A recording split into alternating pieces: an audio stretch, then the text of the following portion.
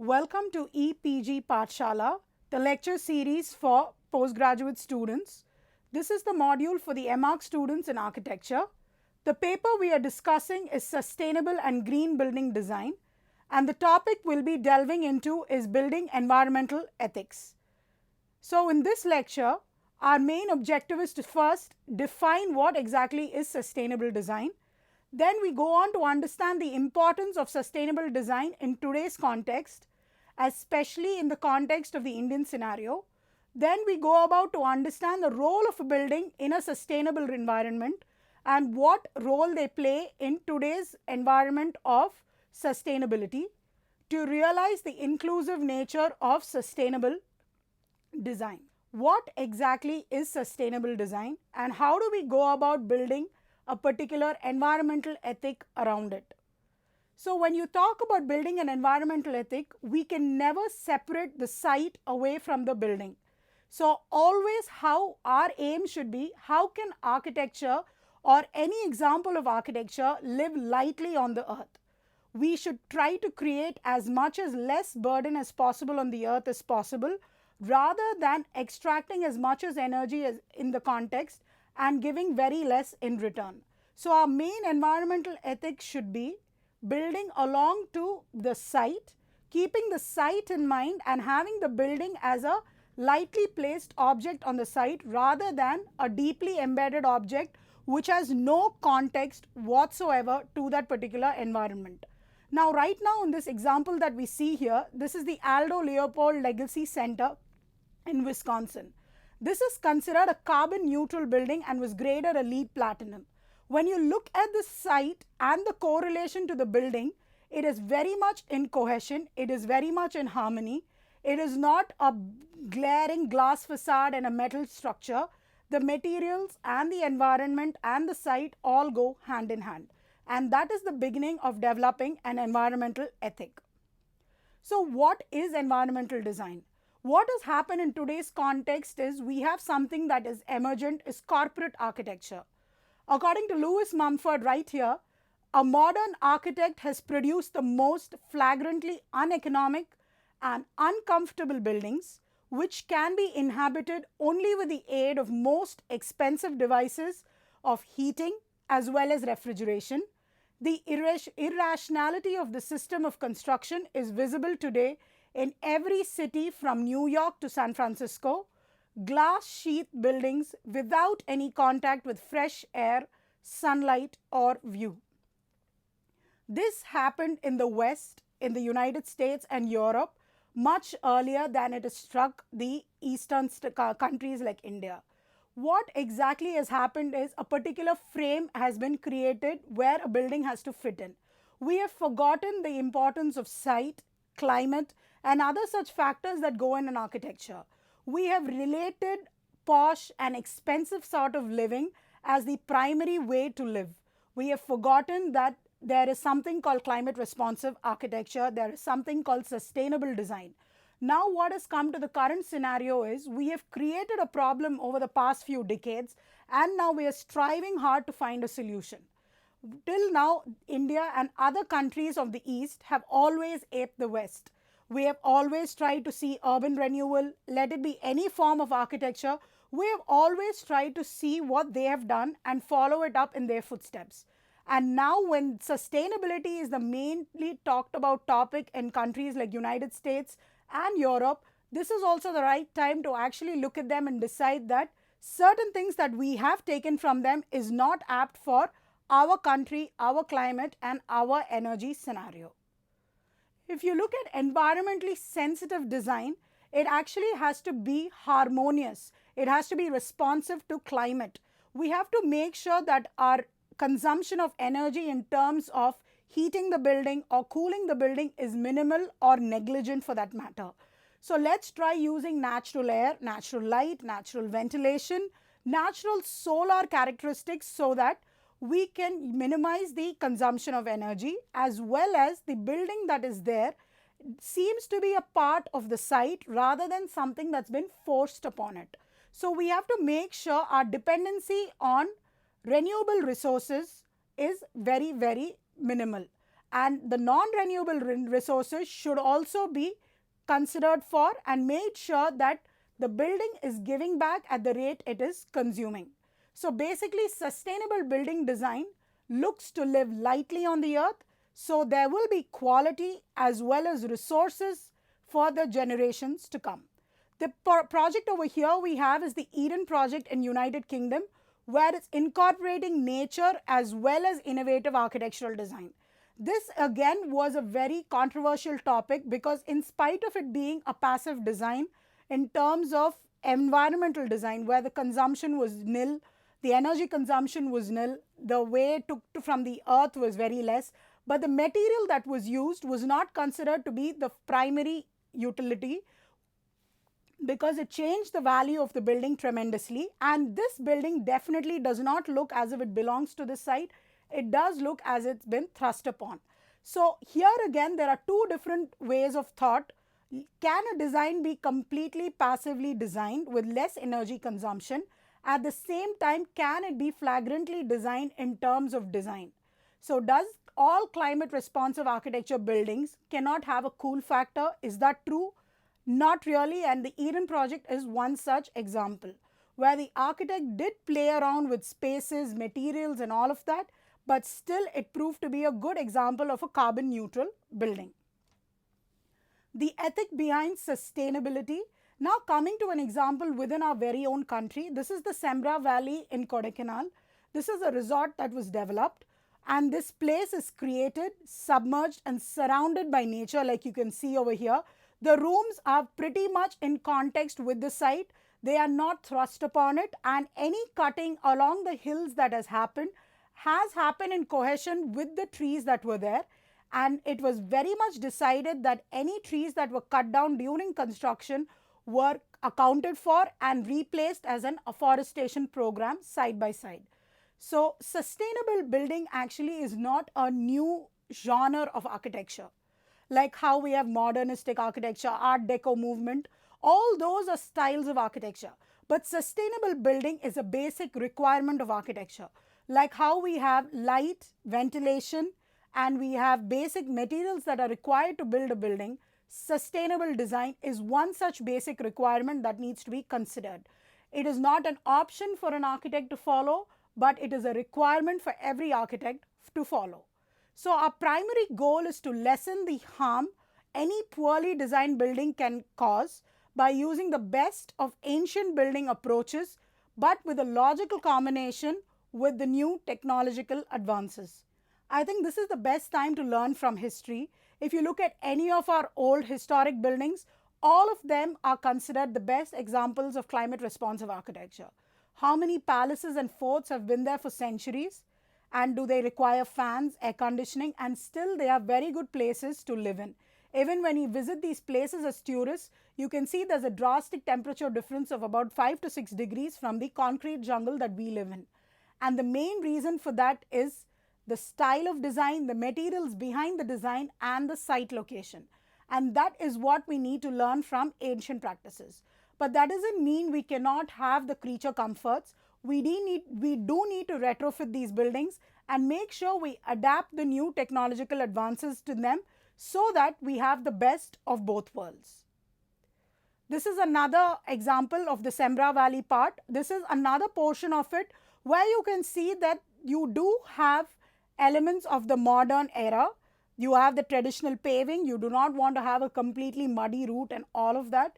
But the way it has been done is the lights are completely solar powered. It takes power throughout the day from the sunlight that is there, and once the sun sets, it automatically triggers on. But the problem with this is it's not completely foolproof. The days that are very cloudy or rainy, it does need an external boost of energy or electricity. But we need to have a fallback plan. A plan B is sufficient enough for the current scenario we are in. Rather than taking energy on all days when the sun is capable of giving us energy, on the certain days when it is gloomy or cloudy, we can step in and substantiate for that. But the main ultimate goal is to make offices, homes, and as well as entire regions that are net producers of energy, clean water, air, healthy human life as well as biological communities. So that is the root of all ethics of sustainability. We need to ensure that these become the basic necessities have now gradually become luxuries. We actually have people selling air from New Zealand, Canada to parts of Beijing and Shanghai because the air has become so polluted. So something that we have been taken for granted is now become a luxury item. When did clean air and water become a luxury item rather than a basic necessity? All this is the roots of sustainable ethics.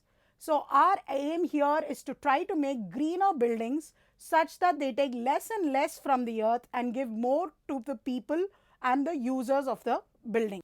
If you go about defining the ways of sustainable design, it's basically a development where we try to make the needs of the present without compromising the future generations, such that we do need coal, we do need electricity, but we need to keep a check on our consumption and make sure there is enough for the future generations.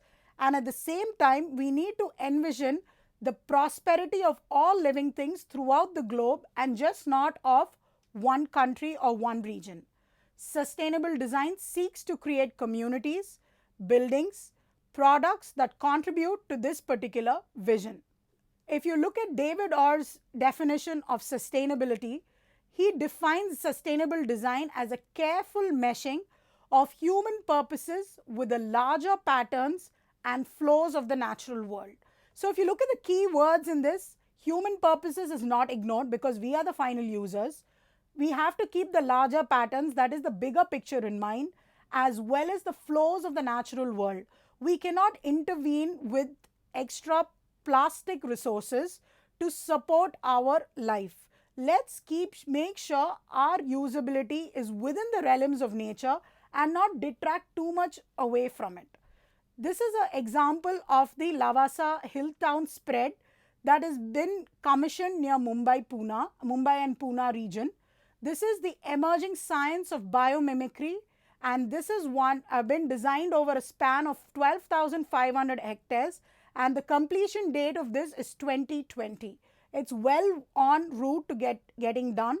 A lot of the plans behind this is from sustainable design, where they want to prove that an entire town can be built such that it is completely sustainable, it is green, the individual buildings are green, and the entire town is green such that the carbon emissions are much lesser, the carbon footprint is much lesser, and the design is nowhere in compromise to the architectural caliber. If you look at the Lavasa, the credentials are right about here. You have 70% amount of previously deforested land is going to be restored with detailed landscaping, reforestation and slope greening. So any project in the hill stations, that is one of the final primary goals of sustainable design. Any tree or any plant or group of plants that are removed, first the point to be noted is they are not indigenous species. If they are indigenous species, they are best avoided to be removed. If at all it has to be removed, they are replanted or transplanted, or new percentage of greenery replaces the ones that have to be removed. There is a 30% reduction in carbon emissions. There's a 65% reduction in potable water consumption and a 95% reduction of waste sent to landfill. So all of these, if it happens by 2020, will set a great example within our own country that it's possible to actually have a town with great number of inhabitants and have a sustainable way of life. So here in Lavasa, if you see, the biologists have been actively involved because biomimicry was one of the main things they wanted to incorporate in this design, where living creatures and plants of the moist deciduous family or ecosystem were to provide guidance and the models for establishing locally attuned design strategies that actually respond to the challenges of the local biome. So what happens over here is Lavasa's heritage was stuck to Lavasa. The site of Lavasa was not compared to something that was there in Europe or United States. So the indigenous species, all of that was compared with respect to Lavasa, and a design proposal for this particular site emerged not relating to any other site elsewhere.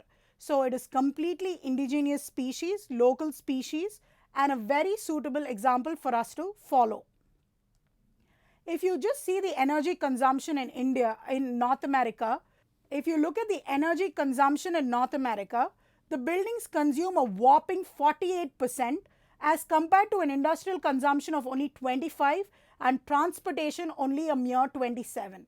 When I say buildings consume 48%, it is a huge percentages because of heating, cooling, elevators, because when you have skyscrapers, elevators, and you have something called high speed elevators and normal speed elevators.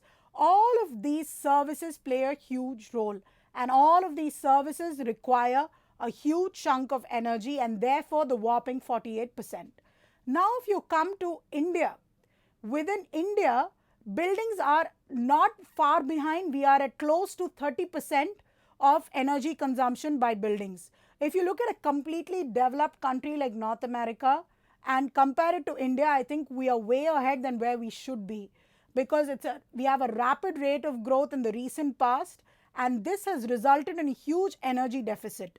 So you have increasing number of industries, commercial complexes, residential units, gated communities, agricultural facilities, and all of these require captive power generation. So basically they need generators. If they do not need generators, they need electricity. So diesel generators have been the single largest source of captive power, also the single largest source of greenhouse gases. Even the so-called resorts that are sustainable green resorts that are emerging across all these hill stations, they are far away from all electricity grids, and they are completely dependent on diesel generators. And because they use diesel generators, the green quotient of the resort drops down by a huge percentage. Just by using adobe or mud bricks or exposed brickwork, it doesn't mean the building is green. What kind of energy does it consume? What kind of energy does it give back to the earth is what decides how green a building is. This is an example of a net zero energy building which is located in Bhopal in Madhya Pradesh. How actually organizations can go beyond the role by adopting the best in energy conservation technologies. They can actually even augment energy supply by implementing these green energy systems and leverage nature's abundance of solar energy. A net zero energy building is a highly energy efficient and produces at least as much as energy over the course of year as it consumes.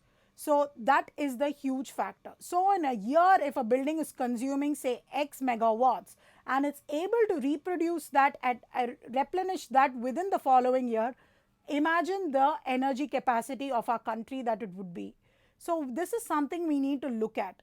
Though the initial investment is quite high, the returns are much higher and greater. So if you look at the demand side renewable building technologies, Sun Carrier Omega is one such company, which includes daylighting, insulation, occupancy monitoring. Occupancy monitoring is nothing but when a room or a building has a capacity of 20, the air conditioning and the everything energy that building consumes will automatically shut down for the requirement of 20 people. Say there's an event that is occurring and the capacity increases to 150 or 200, automatically that would kick in. So there is a better efficiency in terms of using the machinery, as well as the comfort level is also maintained. High efficiency HVAC, natural ventilation, water harvesting and evaporative cooling. We do have to note that Bhopal is one of the hottest cities in the country, and if they can do it, then many other cities across the country can do it as well. So we need to create grid independent habitats. Grid independent habitats are essentially buildings or gatherings of buildings that are no longer dependent on the electricity grid. They create their own power and they are able to distribute it within amongst themselves. So pollution is an act of design. So anything man designs is basically keeping a date of expiry in mind. Even our buildings these days are keeping a date of expiry. If it's a concrete structure, if it's an apartment, we give it 75 years. If it's something else, 25 years, 50 years. So we are the only people that we come up with a date of expiry even before something is in the manufacturing process. So even this building was basically designed to be basically thrown out. You can see the energy waste and energy consumption that was there when we built this building, while demolition and while replacing, and the huge energy resources that it's actually consuming. So basically, we are the only race that consumes things without any regard for where it actually goes. And even if we throw something in the garbage, we don't know where it goes from our garbage can. We don't think of the landfill. Let it be right from food to building materials. Everything is the same. So shall we actually go about designing for disassembly so that even buildings can be taken apart or repaired or reutilized, and by which we can even dismantle them and keep them if they are no longer in use? Is that possible if we think of prefabricating certain elements or certain elements of the building? Reuse actually means less energy than recycling. Recycling also requires a lot of energy because we are first bringing it back to scrap and then recreating something out of that scrap. So there is a lot of energy used even in that process. But if you're going to reuse something with a small retrofit here and there, it's a much better option. This is something that we really need to face. Buildings are responsible for around 40 to 70% of world carbon emissions, and that's a very high percentage because buildings is something that we can never do away with. And as architects, buildings are our bread and butter. If we cannot design a building, what is it that we'll be doing? But as architects, it is our responsibility to design buildings such that they do not detract from this fact, but actually add on and say that our building is contributing to a greener society and a greener place. So what are the basic problems that we would basically face? No power, hot weathers in summer or cooler temperatures in monsoon and winter. If you look at India as such, we have regions that are majoritarily hot and humid or hot and dry. North and certain parts of the south where hill stations and all of those are there, we have cooler temperatures and a temperate climate where there's a drop in temperature between the day and night time. So we are dependent on electricity, heating and air conditioning. So what exactly how do these environments work? How do these built systems and buildings work? And what is it that these buildings that we are currently designing, in what way do they not work with respect to the environment? Now, even if you go to all of these eco resorts and everything, one of the first options they give is air conditioned rooms and non-air conditioned rooms. It could be a place like Ooty, Kodaikanal, like we saw in Sembra Valley, but there's still a requirement is an air conditioning requirement, because to get a star rating, air conditioning is compulsory. So we need to rethink a lot of these facts and scenarios, that what decides a rating of a hotel, what decides the comfort level of a hotel. Our comfort level is not dependent on whether the air conditioner is running, but it should be dependent on how well the building is responding to the climate outside and how well it's protecting you from it. If you look at all these, if you look at the skyline and the image over here, these are all sealed buildings which basically cannot breathe. These are all fixed windows except for the emergency window in emergencies like fire. Elevators and lights need power. Modern architecture really does not work. This has become an equivalent of what every city skyline wants to look like. It is no more a city has any individual identity.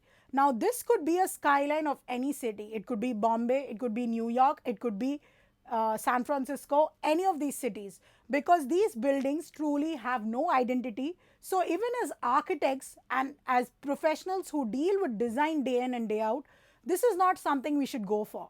Sustainability is a huge factor, yes, but even as a design factor, what is so great about these buildings? They are just replicas of the buildings that were built when there was these technological breakthroughs like elevators, materials like steel and glass. So they wanted to build these buildings to showcase these materials. Now I think we have come away from that phase and fad, and we need to face up to the truth and design for the current scenario. We need to really awaken to certain facts. Grid and energy dependent buildings and environment and such systems really do not work. We need to have operable windows, not fixed windows and glazing. Natural ventilation is any day great. Natural shading devices are better. Sunlight definitely helps, where we can utilize the energy from the sun as well as daylighting.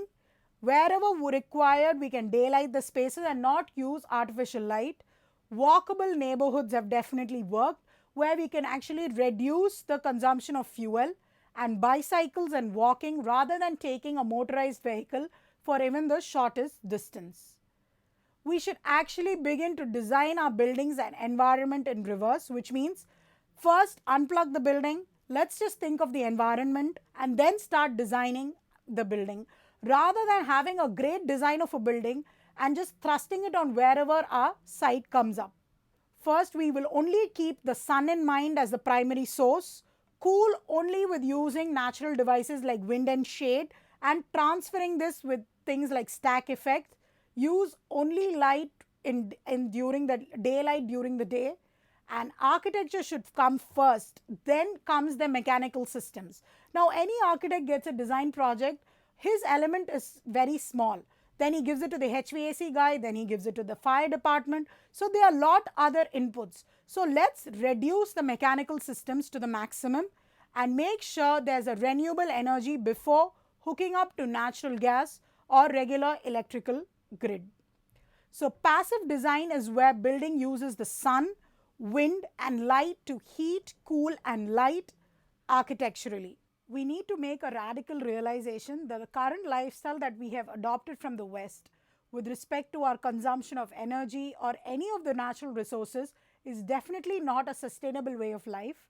Developing countries like ours, with much higher population, are striving to ape the North American lifestyle, including architecture, which again is not a very good solution. If you actually look at the carbon dioxide production by country in the year 1997, which is nearly like 20 years back, we can actually see that China is about 0.75 tons of carbon per capita, and United States was 5.48, and if you look at India, India was a meager 0.29. Now if you fast forward to 2011, you can see India has come to 6%, China is a whopping 28%, and United States has actually dropped to 16%. So if you look at the million tons of carbon consumption from 1950 to 2012, India has risen drastically from the year 2000 to the current scenario. China from year 2000 to the current scenario has been a very steep climb. United States has been always on the higher end, but it has not suddenly increased at any point of time. So this is something we need to take into consideration. And here again, this is in United States, of course, the buildings consume a whopping 76%. So when buildings are consuming so much energy, who has to be held responsible? It is the architects, because the architects are the ones who are designing the buildings that are proving to be energy guzzlers. They consume energy constantly throughout the day as well as the night. If you look at a comparative analysis between residential buildings and commercial buildings within our country, these are the statistics from India. You can see within residential buildings, fans take about 34%, lighting 28%. In a country like India, most cities are well lit by the sun. We should be maximizing the use of daylight rather than depending on light fixtures and electricity. Then we have refrigeration and air conditioners take about 20% together, television and others about 14%. Now if you look at commercial buildings, you can obviously see a very sad scenario here where we are depending on lighting for just 60%, HVAC or air conditioning for 32%, and others is about 8%.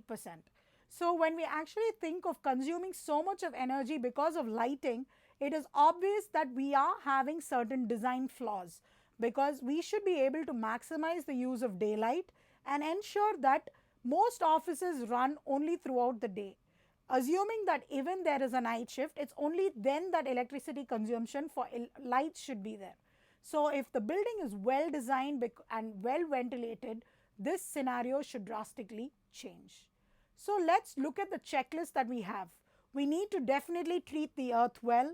It is not our birthright to consume whatever we earn. Rather, it is our duty to make sure that this earth is given to our children and future generations in an intact manner. A sustainable building should make appropriate use of the land.